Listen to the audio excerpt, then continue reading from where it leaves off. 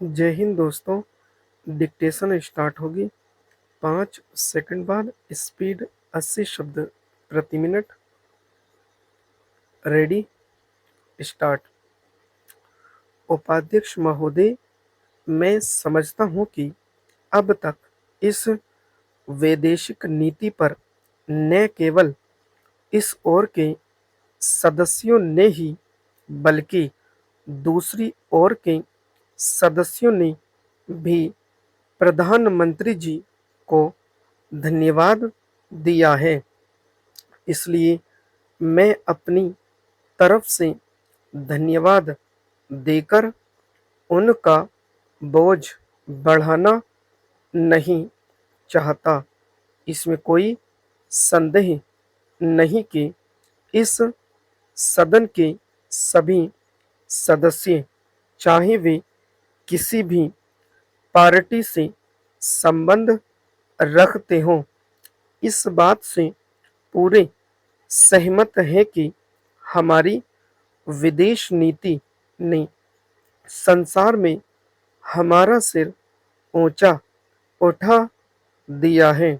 हमने पंचशील के सिद्धांत को संसार के सामने रखा है।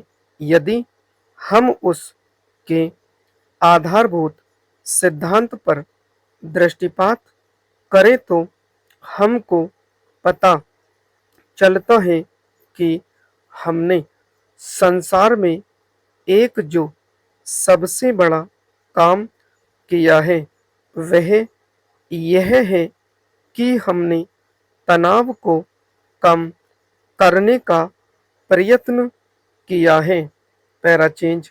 जिस समय हमने नई नई स्वतंत्रता प्राप्त की तो हमारे सामने बहुत से प्रश्न थे।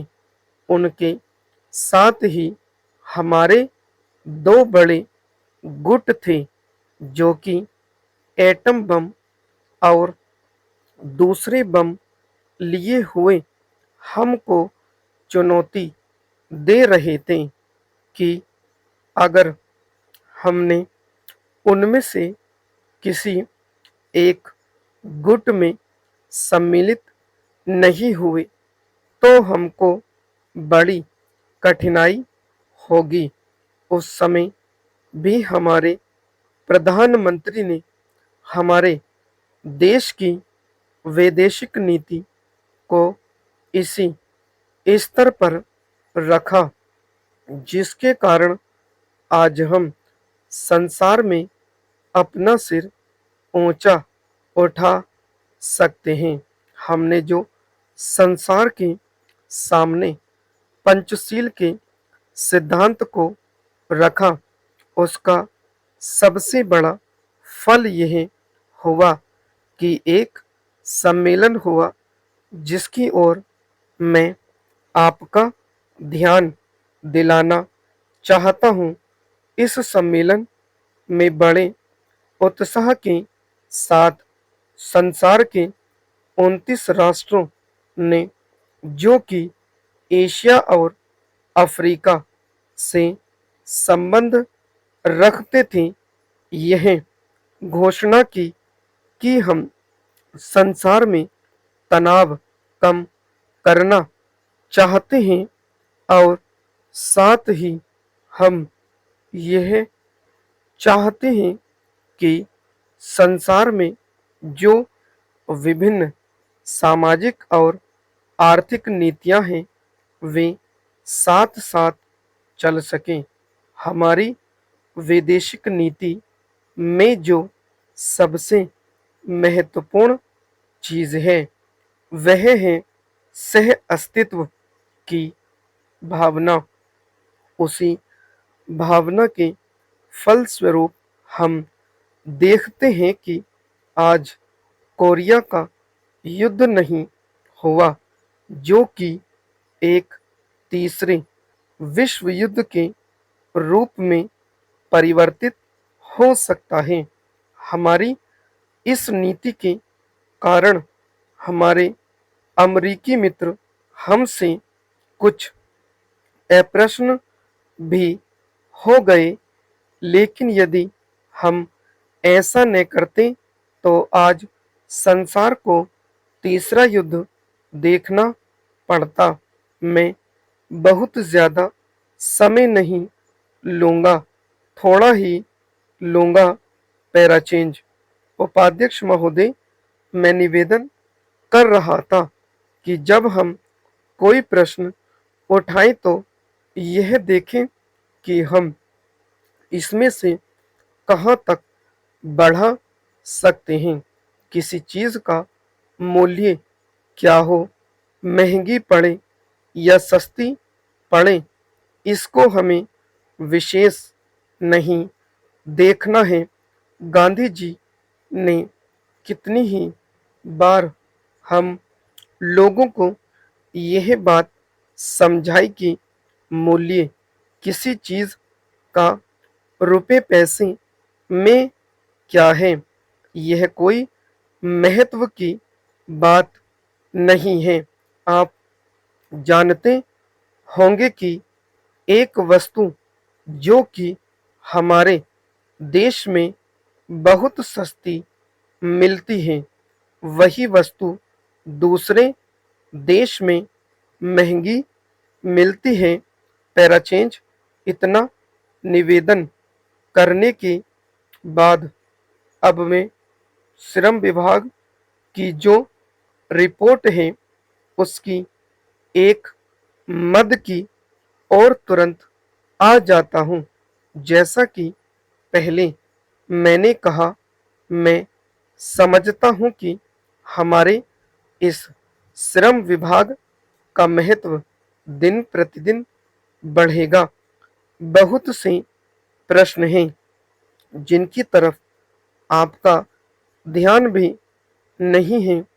उन प्रश्नों को आपको लेना पड़ेगा।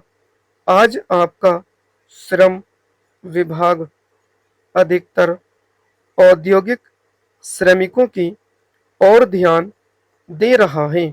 अभी हमारे माननीय सदस्य ने जो खेतीहर मजदूरों की दशा सुधारने की ओर भी आपका ध्यान दिलाया था और बतलाया था कि आज उनकी कैसी खराब हालत हो रही है। मैं उनसे पूरी तरह सहमत हूँ। हमारी सरकार का ध्यान देहाती श्रमिकों की ओर नहीं गया है। उनकी बड़ी बुरी हालत है। आपने उनकी दशा सुधारने के लिए क्या किया है? मैं पूछना चाहता हूँ कि जो लाखों और करोड़ों आदमी देहातों में बेकार बैठे हुए हैं, उनको मजदूरी और काम दिलाने के लिए आप क्या कर रहे हैं? करीब 7 लाख आदमी नौकरियों के लिए प्रार्थी हैं। जैसा कि रिपोर्ट में लिखा है, इनके अतिरिक्त कितने ही लाखों और करोड़ों आदमी देहातों में बेकार बैठे हुए हैं और कितने ही आधी बेकारी की हालत में है और श्रम विभाग उन बेकारों और आधी बेकारी वालों की संख्या पता लगाने में असमर्थ हैं। उनकी संख्या हमको कहीं नहीं मिलती है। मेरा निवेदन यह है कि हमारे देश में बेकारी बहुत अधिक है। जितना अधिक हम बेकारी को दूर कर सकें, उतना ही अधिक हम अपने देश और समाज को सुखी बनाएंगे। इस कार्य में आपका और आपके विभाग का दायित्व बहुत अधिक है। जो भी नया काम आरंभ होता है उसका दायित्व श्रम विभाग पर रहता है।